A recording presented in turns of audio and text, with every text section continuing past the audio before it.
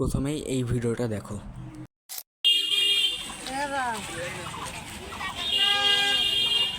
এবার এই ভিডিওটা দেখো।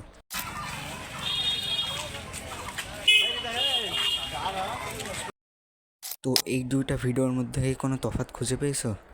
কি খুঁজে পাওনি? তাহলে কোনো সমস্যা নেই, আমি তো আছি।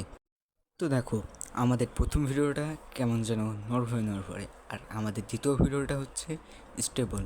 দেখে মনে হচ্ছে গিম্বাল দিয়ে শ্যুট করা, কিন্তু আসলে এটা আমার মোবাইল দিয়ে শ্যুট করা হয়েছে। তাহলে এমন সুন্দর কি করে আসছে? সিম্পল, এআই দিয়ে।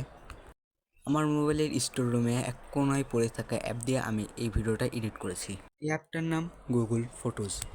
ইন্ট্রো গল্প হয়ে গেছে, তো এখন মূল ভিডিওর দেখে আগানো যাক। এইরকম নড়বড়ে ভিডিওকে গুগল ফটোজ অ্যাপ দিয়ে এইরকম স্টেবল করার জন্য আপনার ভিডিওটাকে গুগল ফটোজ অ্যাপে ইনপুট করতে হবে। তারপর নিচ থেকে এডিট অপশনে ক্লিক করতে হবে। তারপরে নিচে প্রথমেই চলে আসবে স্টেবল অপশন, সেখানে ক্লিক করে কিছুক্ষণ ওয়েট করতে হবে।